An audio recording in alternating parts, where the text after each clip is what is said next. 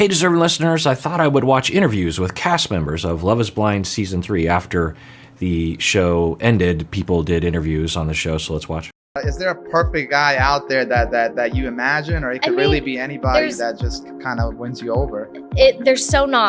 I'm not looking for a perfect person, right? Because I'm not perfect either. But the things I would like someone to just meet me at my equal. Like I take care of myself, try to make sure I eat good food and work out. So I would love someone that does that. I've been in therapy multiple times in my life, huge advocate for it. I've had to go for just life traumas and things.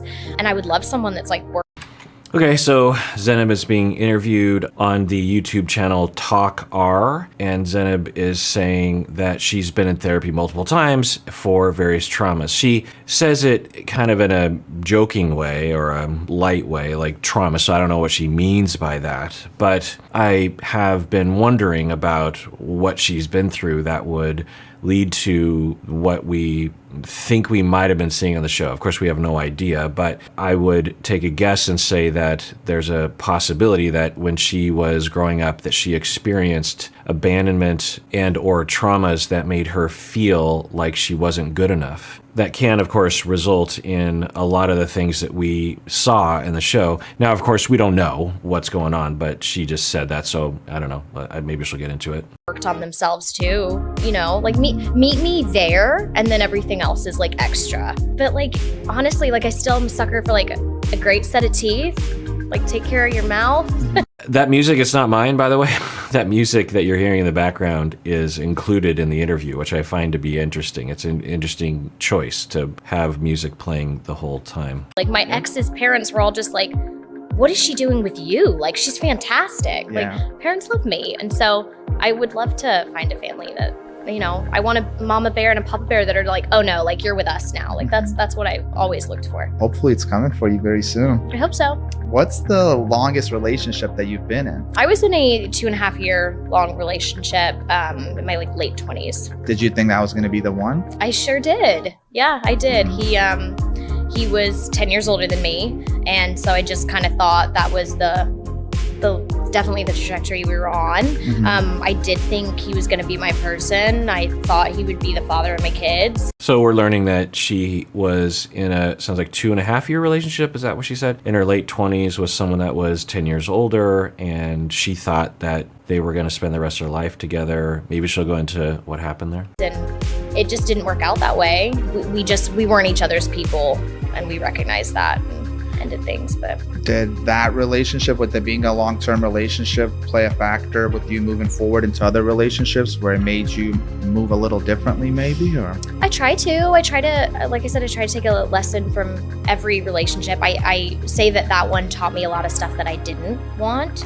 But I think that's what everyone that comes into your life can teach you. Okay, who knows what any of this means, but she's saying that the relationship taught her what she didn't want, maybe from a partner. Yeah, who knows what that means.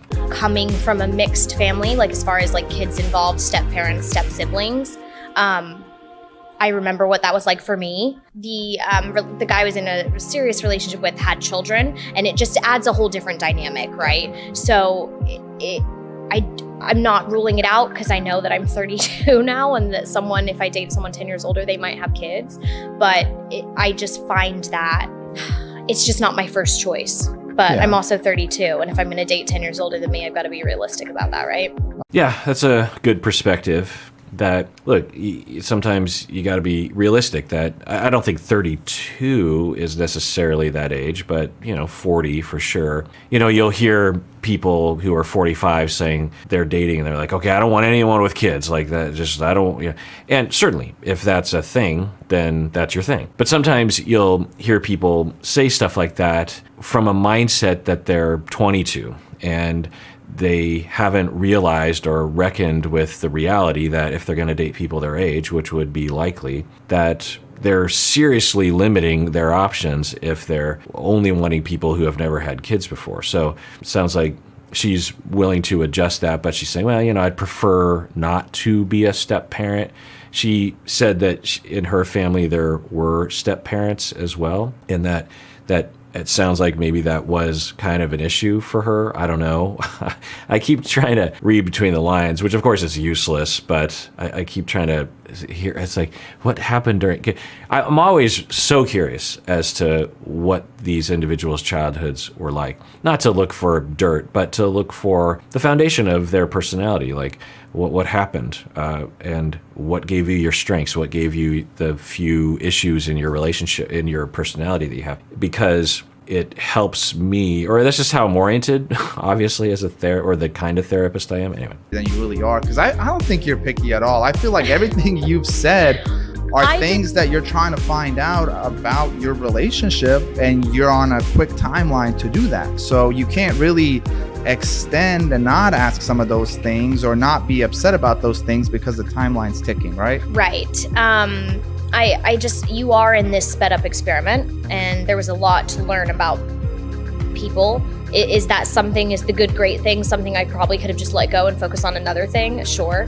But we were still learning how to communicate with one another, because that... Okay, so good. She's willing to admit that she might have been better off if she had, quote unquote, let it go, that good, great discussion. And because it seemed like it was a tension for a while during that day, or significant enough anyway. So she's willing to admit that. That's good. I suspect we weren't there during that conversation. They did a little selfie video as they were having some issues with it after, but I suspect, and I wasn't there, so I don't know, is that she was feeling insecure, and he probably was too to some extent, but I think for her it's more pronounced, and she asked him, how do you think... I think things have been going great in our relationship thus far, or I felt like last night was great. And I think for him, he was probably on his heels a little bit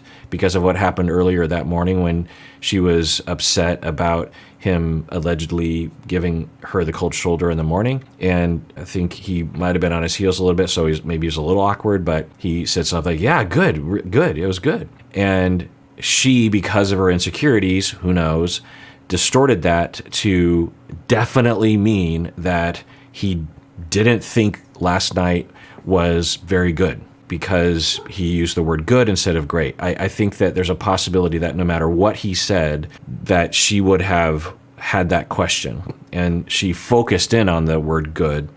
Because if you just hear that, and again, it's so fascinating because she's not wrong. She did say great and he did say good. And I think most people would consider those to be at a different degree of enthusiasm. But when you hear him replay the way he said it on that selfie video, he says something like, no, I said it was really good. I said, yeah, it was really good. It was really good.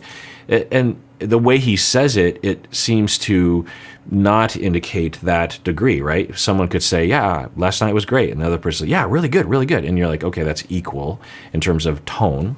So she's right, but she seemingly reads into it in a way that is frequently always in the direction of, he hates me. He doesn't love me. He's a jerk face or something. And then she gets hurt, I think, but she doesn't exhibit that. What she exhibits is anger and hostility and talking down to him. Imagine if she had said something like, so when you say good, I don't know, I'm just feeling a little insecure about what's happening right now. And I really want to be with you.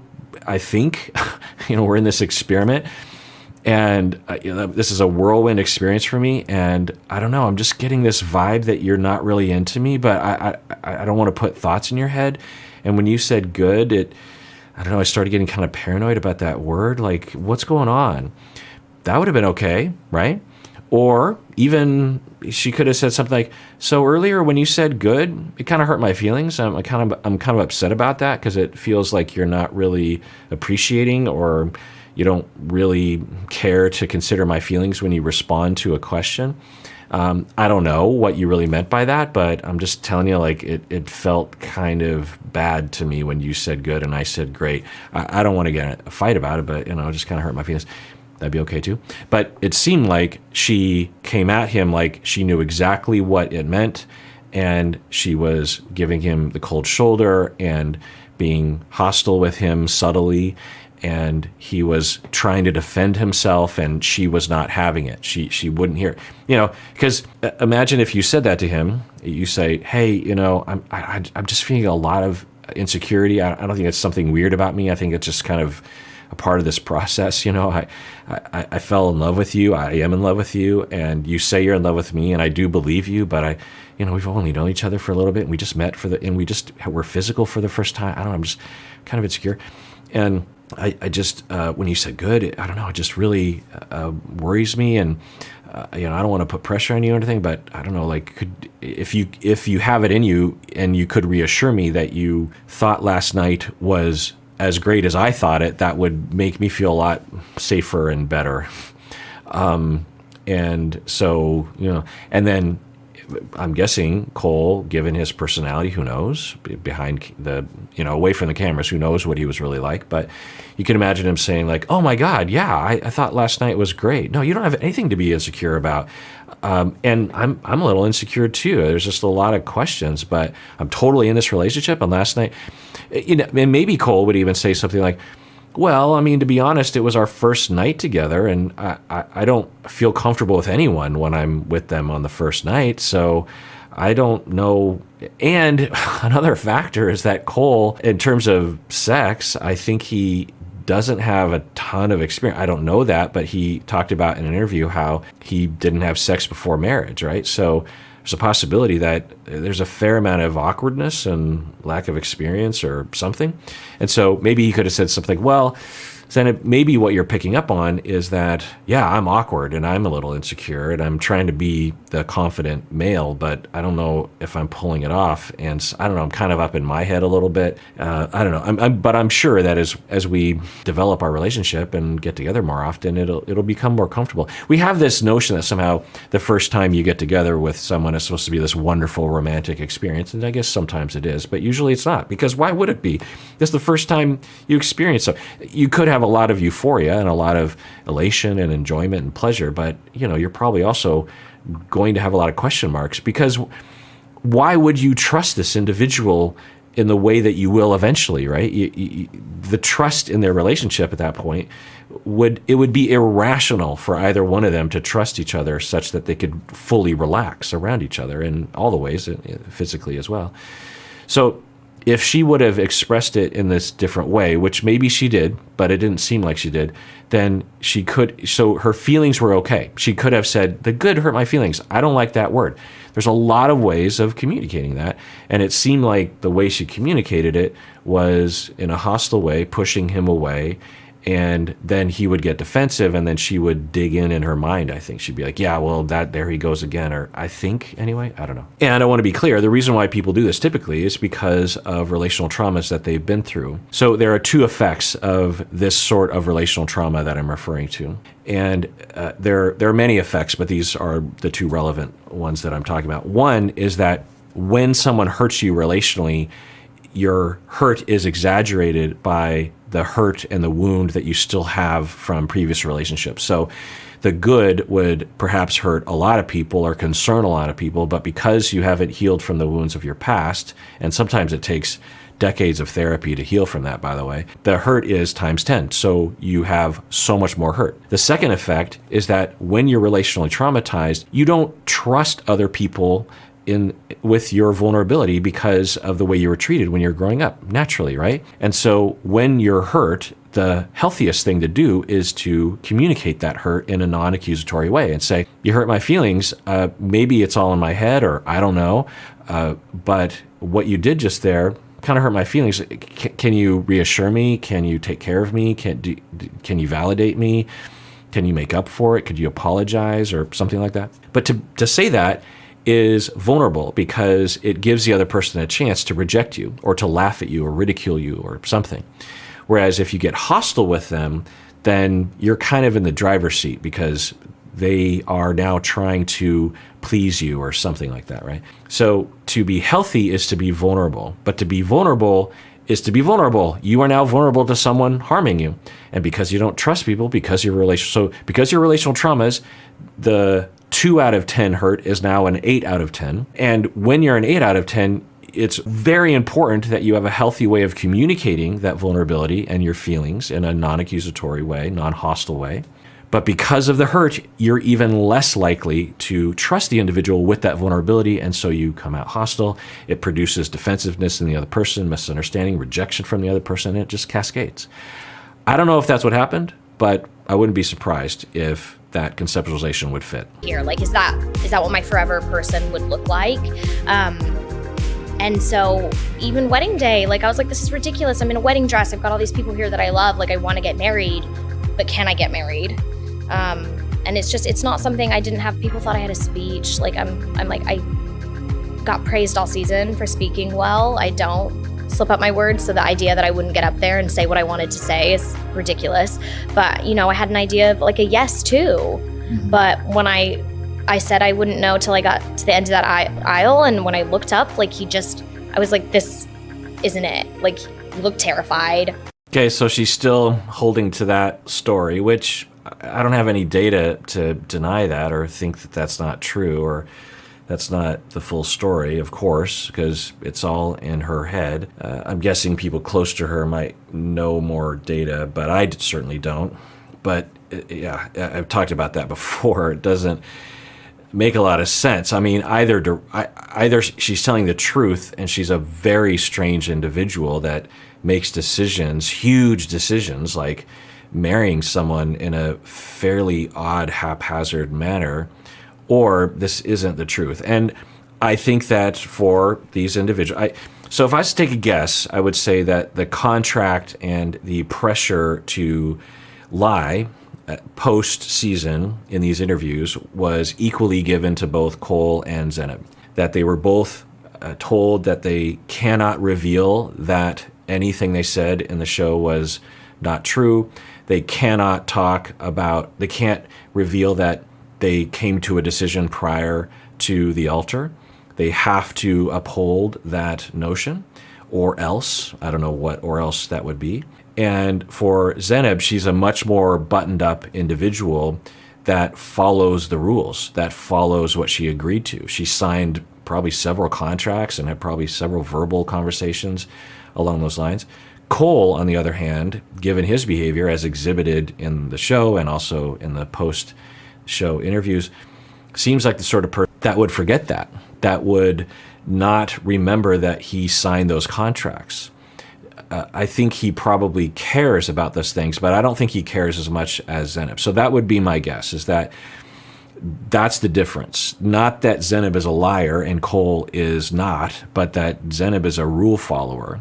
I have to say, if I were in Zanab's shoes, I probably would be like Zanab in that I follow rules, especially if I'm going to sign a contract. I wouldn't go on a show like this, and I certainly wouldn't sign a contract like that because I know enough now, and I feel like people should know enough, but I don't know. I feel like, it's weird to say this, but there should be some educational system that is available to people prior to them going on these shows so that they know what they're getting into. Because even though reality TV obviously is highly prevalent, and for young people, of course they know the deal, and of course they probably know a lot of what goes on behind the scenes, but until you really experience it, I'm guessing you don't really know what you're getting into, right? You might think, well, I'll cross that bridge when I get to it, and then you're in the thick of it, and you're like, okay, so my only way out of this is if I do this direction? Because that happens, and I feel like there should be some program out there that maybe you teach high schoolers. There's like a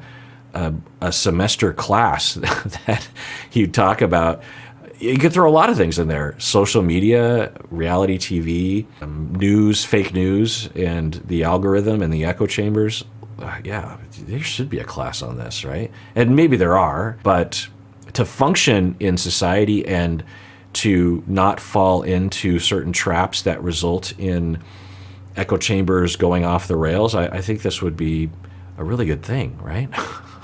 Like, do we really need another semester of, I don't know, foreign language? It just shows my priorities, I guess. But so anyway, she's claiming that she didn't make a choice until she saw his face when So in my head, when she, in the other interview, I thought she was walking down the aisle, saw him terrified, and she claims that's when she decided. But that's actually even kind of worse, that she was up at the altar with him and he looks up at her and has a terrified face, and that's when she decided to say no.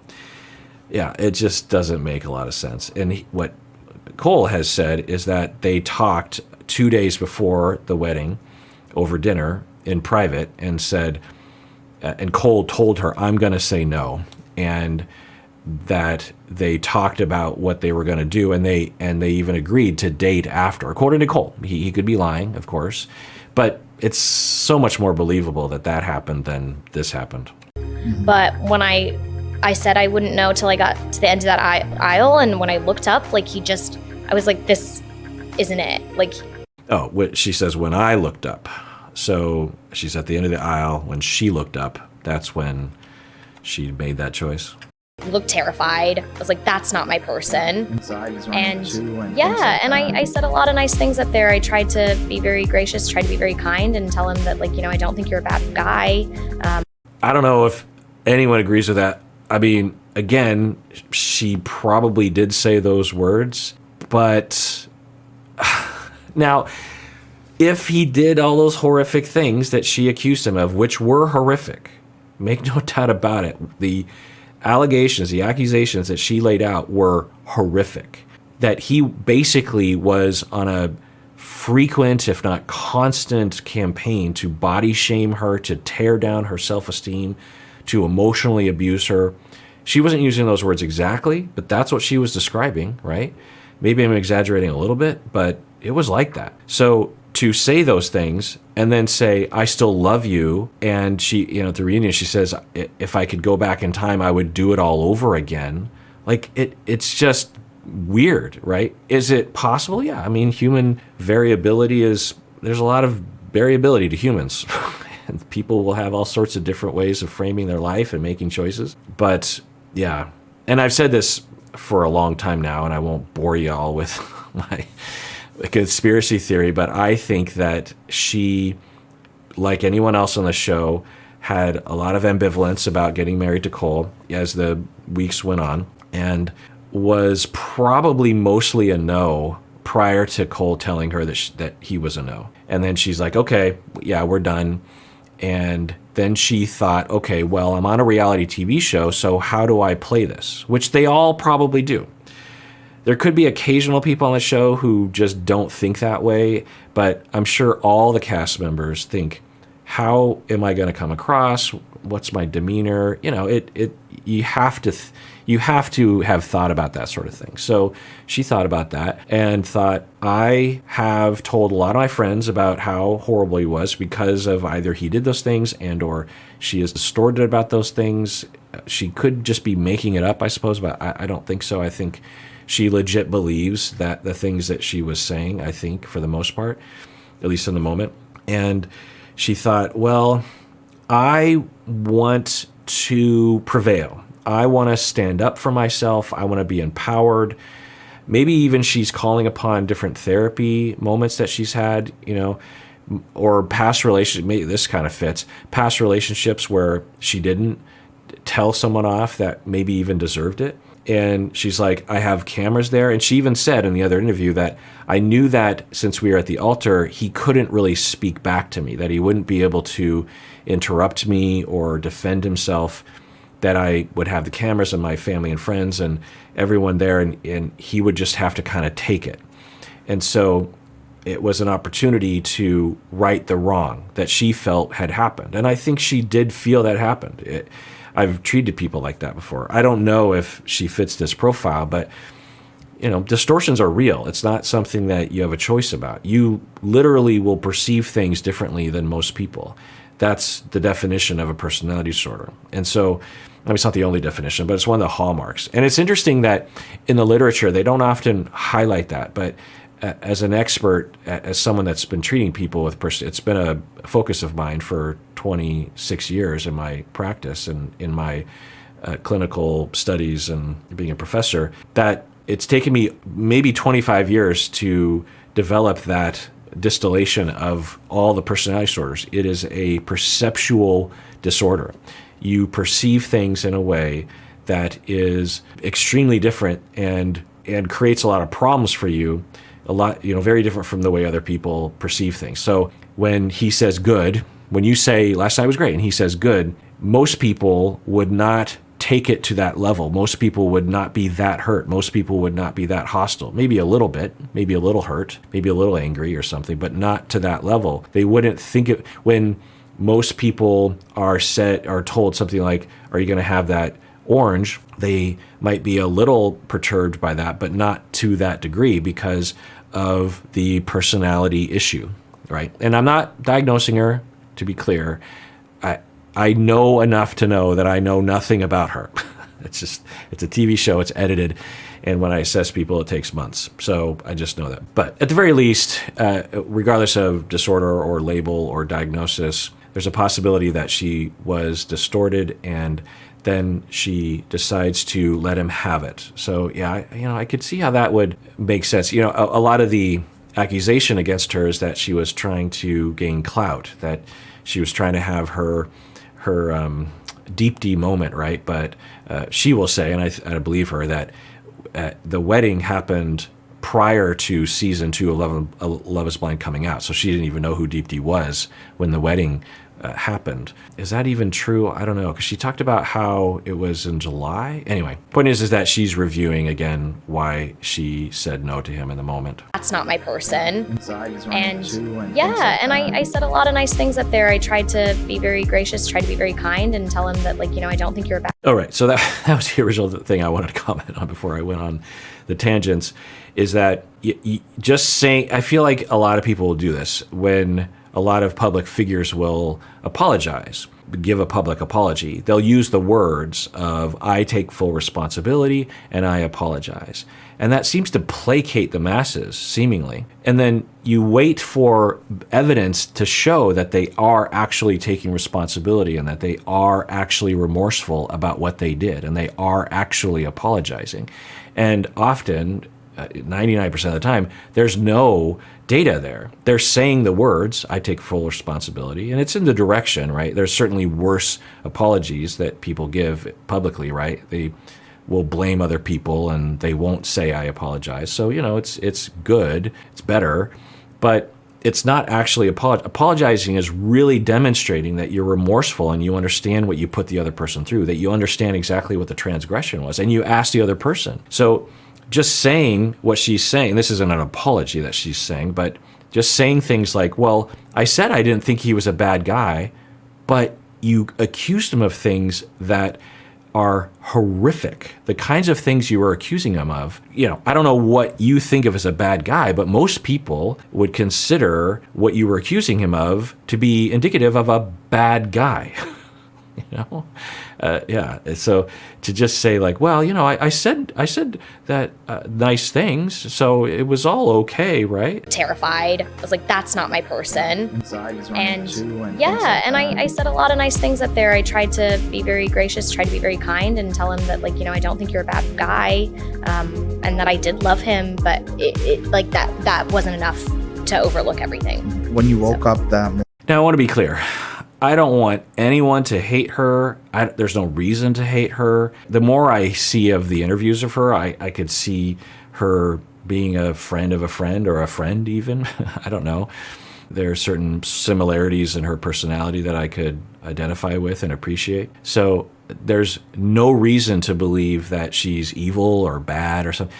If all of our past relationships were filmed and edited in a way that made us look bad, particularly, we would all be in these shoes. So there's nothing unusual about what happened there. Did something unethical happen? Maybe. But, Cole will bounce back. I don't know. I think also Cole is, and he's talked about this, and I wondered about this during the wedding, if he would be permanently somewhat scarred, but he's in therapy. I think he has the resources to bounce back, because you could see Cole having a trust issue after that, right? Because it wasn't just that she did that at the altar. It seemed to indicate that she was harboring this secret anger and hostility towards him and list of things that she was accusing him of in her head and hadn't really told him, And I think she claims that she did tell him. So, who knows? But the point is that there's no reason to bully her or to say things like she's a piece of crap or she is a lying B word or something, typical comments that I'll see online. There's just no reason for that. If she were a friend of mine, I would say a similar thing. I have friends that I have said this to. I've said this to myself. The things that I'm saying about her, I've said about me. Not this particularly, but, in this vein of distortions and of overreactivity and of being unfair.